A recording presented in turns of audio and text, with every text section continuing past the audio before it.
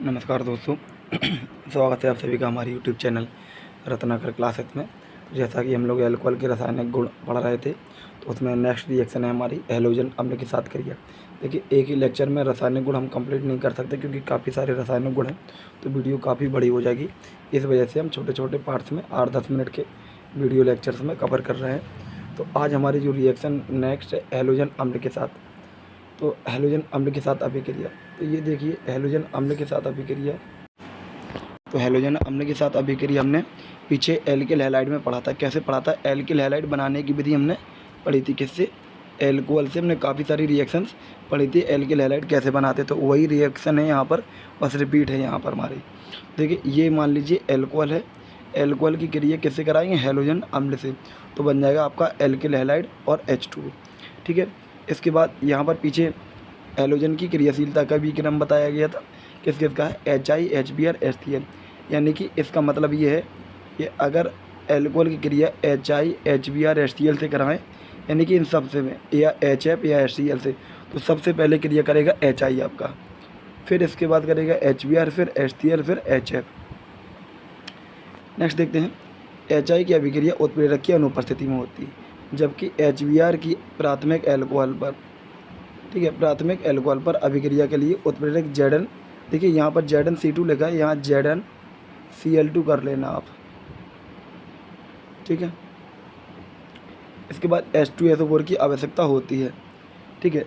देखिए, अगर HCl से रिएक्शन होगी तो ZnCl2 की ज़रूरत होगी और HBr की ज़रूरत होगी। तो HBr के साथ सोडियम ब्रोमाइड और H2SO4 की ज़रूरत होती है, जो हमने पीछे रिएक्शन लिखी है। मतलब ये पीछे 5-6 रिएक्शन जो लिखाई हैं एल्कोहल वाली, सारी रिएक्शन आप इसमें नोट कर सकते हो।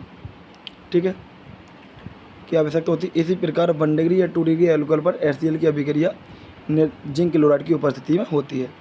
इसके बाद है HI की अभिक्रिया लाल फास्फोरस की उपस्थिति में कराने पर एल्केल बनते हैं। अगर HI की, वैसे HI की क्या है, उत्प्रेरक की ज़रूरत नहीं होती है, लेकिन लाल फास्फोरस के प्रेजेंट में करा दी जाए तो एल्केन बन जाएगा आपका, ये ध्यान रखना होगा। ठीक है।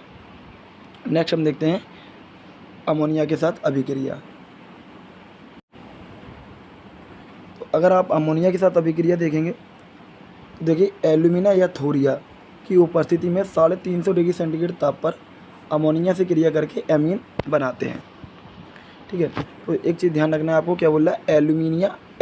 एल्यूमिना होता है Al2O3, या थोरिया की बात कर रहा है, थोरियम ऑक्साइड की उपस्थिति में 350 डिग्री सेंटीग्रेड ताप पर अमोनिया से क्रिया करके एमीन बनाते हैं। ठीक है। अब देखो, एल्कोहल की क्रिया देखिए NH2 है, इस NH3 है, ये NH3 को हम H और NH2 लिख सकते हैं। इससे होगा क्या, ये H जो है OH के साथ H2 निकल जाएगा और ये NH2 बचेगा, जो इस R के साथ जुड़ के बना देगा RNH2। फिर से देख लीजिए, ये R NH2 के साथ जुड़ जाएगा, जो हमने पीछे आपको लिख के बता रहे थे NH2, इस तरीके से, और ये जो H है वो निकल जाएगा OH के साथ में H2 के रूप में। ठीक है। इसके बाद ये रिएक्शन रिपीट होगी। कैसे रिपीट होगी? इस RNH2 की क्रिया एल्कोहल से बार बार रिपीट होगी, यानी कि इस तरफ जो उत्पाद बनेगा उसकी रिएक्शन रिपीट हो जाएगी एल्कोहल से। देखो, RNH2 को अब देखो हम क्या लिख सकते हैं, RNH और एक H लिख सकते हैं आगे। ये वाला जो H है OH से क्रिया करके बना देगा आपका H2O, और जो R, एक R ये था, एक R ये, 2 R हो जाएंगे तो लिख देंगे R2, और फिर उसका बच रहा था NH, तो यहाँ पर हो जाएगा NH।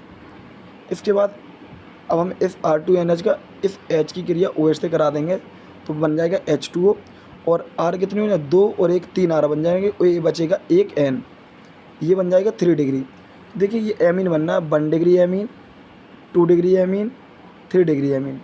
इसके बाद देखिए क्या होगा, इसकी क्रिया किससे करा देंगे? एल्कोहल से, तो बनेगा आपका टेट्रा एल्किल अमोनियम लवण या टेट्रा एल्किल अमोनियम साल्ट। क्या हो जाएगा, अब N के ऊपर आ जाएगा प्लस और OH के ऊपर आ जाएगा माइनस, और R 3 थे, एक ये, तो R कितने हो जाएंगे? 4 हो जाएंगे आपके R। ठीक है। अब है फास्फोरस हैलाइड के साथ अभिक्रिया। देखिए, फास्फोरस हैलाइड के साथ अभिक्रिया में क्या है, फास्फोरस हैलाइड में भी वही रिएक्शन आपकी PCl3 के साथ होगा, तो यहाँ पर एल्किल क्लोराइड तो बनेगा, साथ में ये ऑर्थोफॉस्फोरिक अम्ल बनेगा। इसके बाद अगर PCl5 होगा तो RCl और POCl3 और HCl बनेंगे। इस रिएक्शन को हम और थोड़ा सा दिखा देते हैं, ये देखेंगे आप। देखो, PCl5 जब क्रिया करेगा तो POCl3 जरूर निकलता है एल्किल हैलाइड में, एल्कोहल में, तो क्या बन जाएगा POCl3 और क्या बन जाएगा HCl। तो ये एल्किल क्लोराइड बनेंगे। कब एल्कोहल की क्रिया PCl5 या PCl3 से कराते हैं तो एल्किल क्लोराइड बनता है, और PCl3 होता है तो ये बनता है, और PCl5 होता है तो ये और ये दोनों बनते हैं उत्पाद। इसके बाद ये काफ़ी इंपॉर्टेंट है, डार्जन अभिक्रिया करके पीछे लिखा ही है आपको, या थायोनिल क्लोराइड से अभिक्रिया। ठीक है, तो ये वही रिएक्शन है, प्रीडीनी की उपस्थिति में एल्कोहल को थायोनिल क्लोराइड के साथ गर्म करते हैं तो एल्किल क्लोराइड प्राप्त होते हैं। तो ये आपकी रिएक्शन हो जाएगी, ये एल्कोहल की क्रिया थायोनिल क्लोराइड से कराएंगे तो बन जाएगा आपका एल्किल क्लोराइड SO2 और HCl।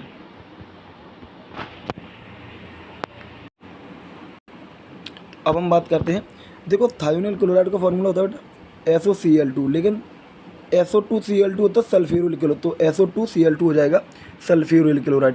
तो सल्फ्यूरिल क्लोराइड क्रिया करेगा तो एल्किल क्लोराइड बनेगा और सल्फ्यूरिक अम्ल बनेगा। अब देखिए एल्किल क्लोराइड यहाँ पर बना है, एल्किल हमने लिया एथिल वाला, तो यहाँ बन जाएगा एथिल क्लोराइड और H2SO4। इसके बाद क्या है H2SO4 से क्रिया, तो एल्कोहल जब H2SO4 से क्रिया करता है तो ईथर बनता है। ध्यान रखना, बहुत इंपॉर्टेंट रिएक्शन है, ये 2 स्टेप में है। निर्जलीकरण अभिक्रिया पूछेगा।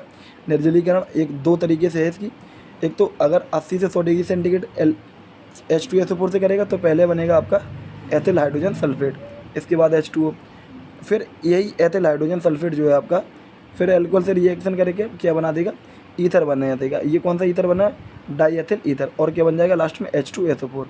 ठीक है, इसके बाद अगर डायरेक्ट इसी से हम क्या निर्जलीकरण करें तो एथिल एल्कोहल को एल्यूमिना के प्रेजेंस में 165 डिग्री सेंटीग्रेड सल्फ्यूरिक अम्ल के प्रेजेंट में क्या करें, गर्म कर दें, तो बन जाएगा आपका एथिलीन और बन जाएगा H2O। H2O बाहर निकल जाता है निर्जलीकरण में। ठीक है, तो ये Al2O3 के प्रेजेंट पे भी रिएक्शन होती है, ये आपको ध्यान रखना है। ठीक है, ताप कितना रहेगा, कुछ बुक्स में 140 से 150 भी लिखा है, तो ज़्यादा परेशानी वाली बात नहीं है, बस आपको ये ध्यान रखना है लगभग कितना में रहता है, 150 डिग्री सेंटीग्रेड के लगभग में रहेगा।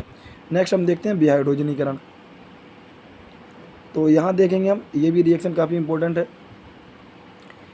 देखिए विहाइड्रोजनीकरण में क्या हो जाएगा, हाइड्रोजन बाहर निकल जाएगा। जब एल्कोहल को CuZn की उपस्थिति में 300 डिग्री सेंटीग्रेड गर्म करेंगे तो प्राथमिक एल्कोहल से आइडिहाइड, एल्डिहाइड एवं द्वितीयक एल्कोहल से कीटोन प्राप्त होते हैं।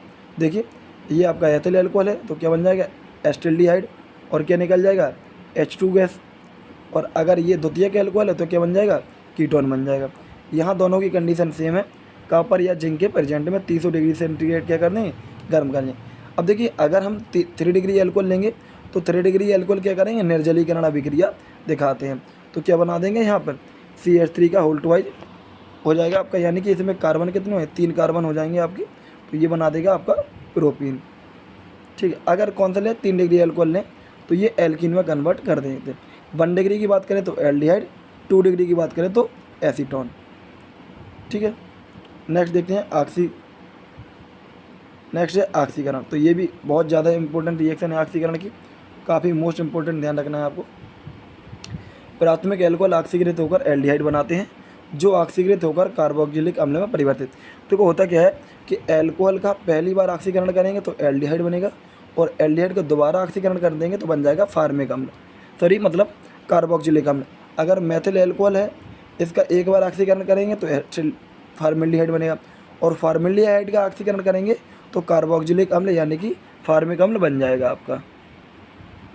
नेक्स्ट है एथिल एल्कोहल। एथिल एल्कोहल से बन जाएगा एस्टेल्डिहाइड, और दोबारा कर देंगे तो बन जाएगा एस्टिक अम्ल। तो ध्यान रखना, पूछ सकता है इसमें, मेथिल एल्कोहल से फार्मेल्डिहाइड बनेगा और फार्मेल्डिहाइड से क्या बन जाएगा, फार्मिक अम्ल बन जाएगा। एथिल एल्कोहल से एस्टेल्डिहाइड और एस्टेल्डिहाइड से एस्टिक अम्ल आपका बन जाएगा। जब 2 बार, देखो ध्यान रखें, पहली बार अगर ऑक्सीकरण करेंगे एल्कोहल का तो एल्डिहाइड बनेगा, और दूसरी बार ऑक्सीकरण करेंगे तो कार्बोक्जिलिक अम्ल बनेगा। ठीक है, नेक्स्ट इसी तरीके से ये दूसरा वाला है हमारा, क्या बना रहा है, एक बार ऑक्सीकरण से क्या बना देगा हमारा, एसीटोन या कीटोन बना देगा। एक रिएक्शन काफ़ी ज़्यादा इंपॉर्टेंट है, उसको हम लास्ट और कवर कर लेते हैं, हेलोफार्म अभिक्रिया। ये बहुत ज़्यादा रिएक्शन आती है, तो इसमें भी मोस्ट इंपॉर्टेंट में रहेगी ये रिएक्शन आपकी। हेलोफार्म अभिक्रिया में देखो हेलोफार्म बनते हैं। अब हेलोफार्म क्या होते हैं, ये होते हैं इस अभिक्रिया में हेलोफार्म बनते हैं। देखिए हेलोफार्म पीछे बताया CH3Cl3 CHI3, ये कितने 3 हेलोजन होते हैं हेलोफार्म में। ये देखिए एथिल एल्कोहल में यहाँ पर लिया है क्लोरीन और NaOH।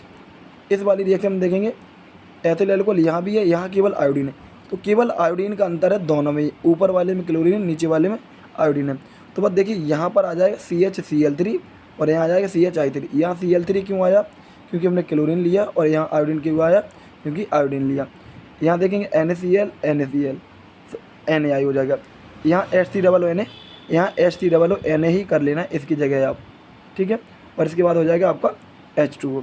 तो ये रिएक्शन हमारे कंप्लीट हो गई। नेक्स्ट लेक्चर में हम इसके यूज के बारे में पढ़ेंगे, एल्कोहल के यूज क्या होते हैं। तो यहाँ तक हमारे रासायनिक गुण एल्कोहल के खत्म हो चुके हैं। तो हम मिलते हैं नेक्स्ट वीडियो में, तब तक वीडियो देखते रहिए। वीडियो देखने के लिए धन्यवाद।